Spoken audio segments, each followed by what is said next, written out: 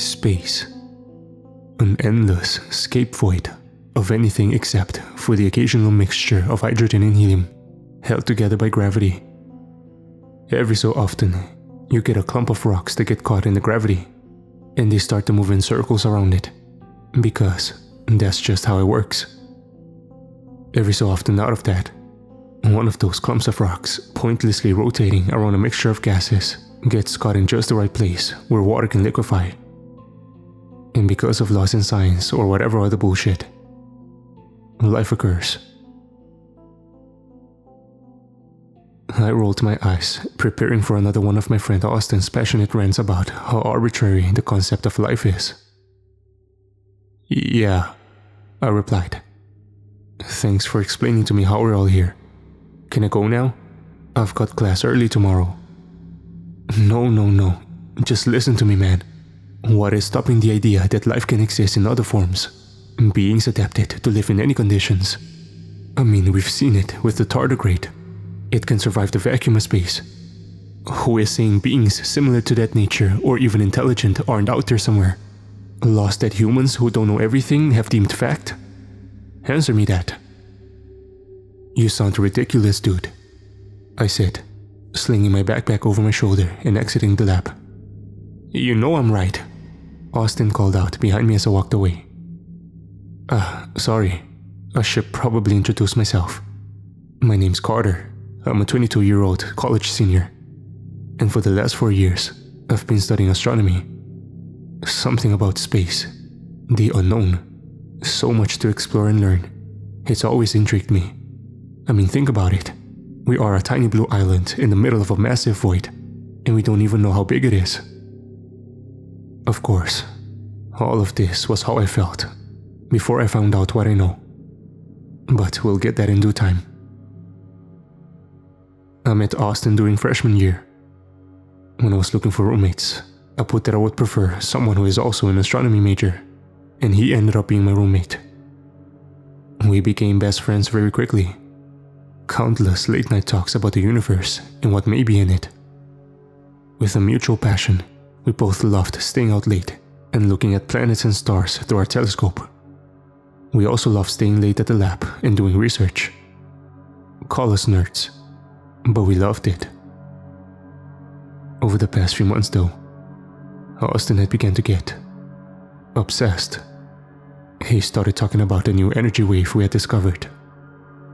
Apparently, if done right, it could be used for travel across the universe in seconds. Opening up wormholes is how he described it. He was convinced that other forms of life had surely discovered this method previously, and if he could tap into it, we could hopefully contact these life forms. It began to get hot. He would spend late nights at the lab, barely sleeping. He had bags under his eyes, messy hair, empty Red Bull cans always within an arm's reach of him. I just need to be able to find where it's coming from, he would always say. How do you even know this energy wave even exists? How did you find it? I asked him one day. It's too hard to explain to you now, but you have to believe me. Trust me, it's there. I will prove to you that there's life out there in the universe, and it's causing it. I will find it, he replied. I rolled my eyes and left him to his pointless tinkering. I was beginning to lose my friend. He had gone mad. It was sad, but at the same time, I couldn't let it put a stop to my life. I had to quit worrying about him and just hope that one day he'd come to his senses and give it up. Last week, however, at 2 a.m., I received a call. It was from Austin. I answered it, wiping the tiredness from my eyes. Hello? I asked into the phone. Get over here now, dude. I did it. I found a way to detect it. I can prove it to you. Get over here now. He yelled ecstatically. What? Okay. I'm on my way. I'll be there in 10 minutes. I replied, throwing my clothes on and rushing to my car. On the drive over there, I wasn't even sure what to think. Had he really done what he'd been trying to do? Had all of this madness not been madness after all? I was still very skeptical, but the thoughts itched in the back of my mind.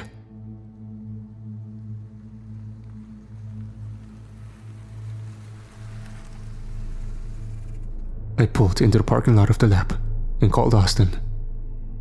I'm here. Where are you? I asked. Okay, great. I'm coming to let you in. A few seconds later, I saw Austin shove the door open and wave at me to come inside. I got out of my car and started walking up to him. Hurry up, man. You need to see this. I did it, he yelled. Shh, keep your voice down, I said. I don't want campus police pulling up on us. I'm pretty sure we're not even supposed to be here. We got inside, and once the door closed, I finally asked, "Now, what exactly did you do?" He was vibrating with excitement.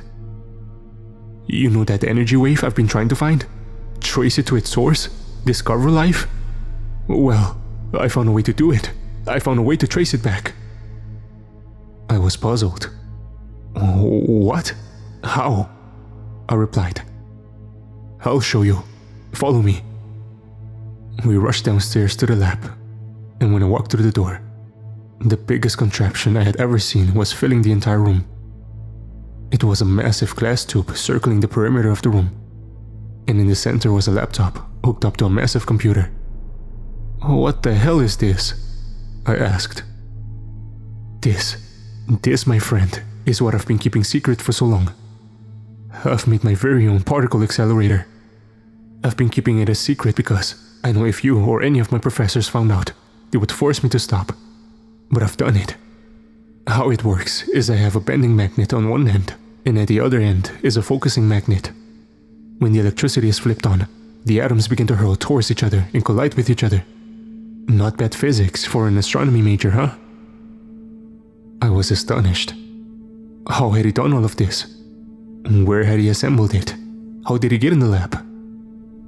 This was ridiculous, and none of it made sense.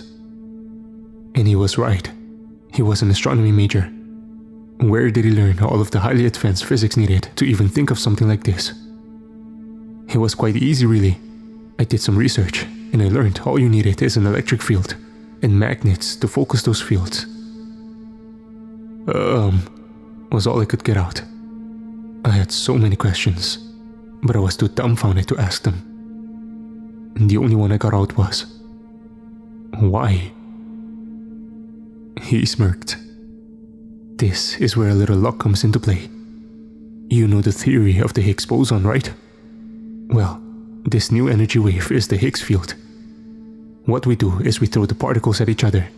When they collide, we only have a small window to completely shut off the contraption. What this will do is interrupt the collision, and if the Higgs boson is formed, it will transcend it into a lower energy state. When one Higgs boson does this, it causes a reaction with other Higgs bosons possibly created. That is that energy I've been trying to prove. The Higgs boson is what gives mass to everything, right? So when transcended into a lower energy state, it takes away the mass. What I've been trying to prove has literally been anti-mass in a sense." My head was swirling with 1,000,000 thoughts a second. Anti-mass? Higgs boson? What? How the hell did he figure all of this out? He continued. "I know I've proved it, because I've done it once. I tested it myself and it worked. Only for a split second though. I couldn't see shit. But I'm telling you, something's out there causing this. I just know it, and I'm gonna find out what it is. We aren't the only ones in the universe, and surely some other life form has discovered this. I know it, and if I can't just do it right, I'll be able to contact him. Are you with me?" he asked. I don't know what to say, man. This is all insane. What exactly do you plan to do, even if you are right? I just need to know I'm not insane. Now again, are you with me? He asked. I shook my head. I guess. What exactly do we have to do? He immediately went to the laptop. He started typing in a few things, and then looked at me. When I press this button, the particle accelerator is going to turn on, and we're going to count to 10. Right at 10 seconds, I want you to go to the wall over there and unplug the 2 power cords you see in there, okay? Tell me right before you do it, and I will halt the acceleration at the same time. This should cause the reaction I'm looking for. What happens after that? I guess we'll have to find out. Are you ready? No, I said. Austin laughed. Neither am I, he said. But let's do this. I walked over to the power cord and waited for him to start it up. He pressed the button. The accelerator started up. A small humming noise could be heard throughout the room. It actually worked. I was amazed. He wasn't kidding. Right at that moment, he started counting down from 10. I began to get ready. 3, 2, 1.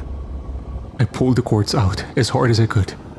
And right as I did, I saw Austin slam the keyboard of the laptop. In a split second, the power shut off and the glass tubes circling the room shattered.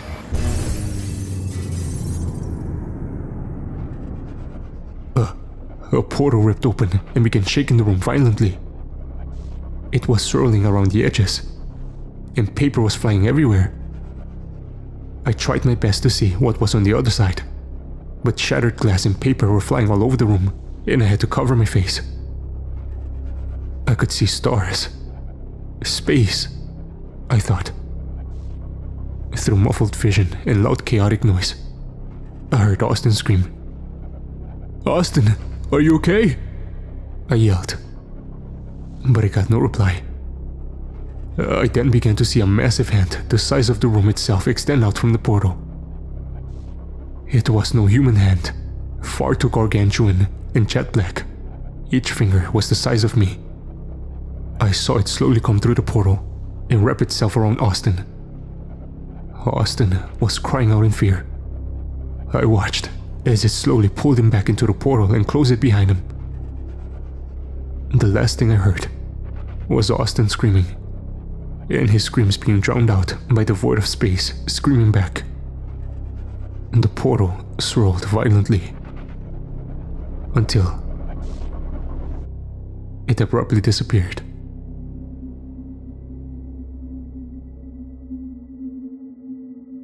I was left there alone, the room in shambles and the power out. I was hyperventilating. I frantically looked around the room, hoping to see Austin, praying that the entire thing was a hallucination.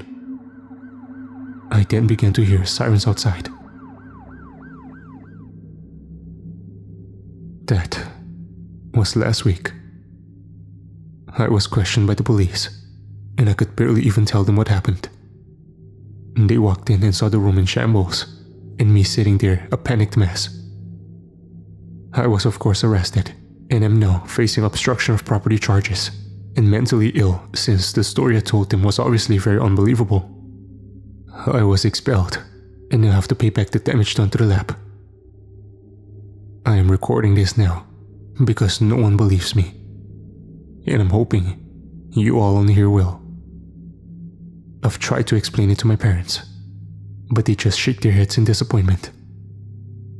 The only thing no one can seem to explain though, is the disappearance of Austin. The police started an investigation, and of course, I am their primary suspect. Austin died, trying to prove what he believed in. I thought it was crazy, but in reality, he was right. I know what happened to him. He was taken by whatever that thing on the other side of the portal was. I never saw its face, but I know Austin did.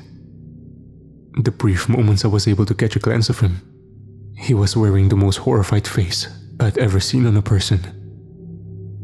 I'm not sure how I will mentally recover from all of this. All I can say is, after my encounter, I now know there are things in the universe that are simply meant to be left alone. If humanity goes knocking on doors it shouldn't be, how long until something knocks back? of seeing what exists in our universe. It took my friend. There are things we don't understand, and weren't meant to understand. Maybe it should stay that way.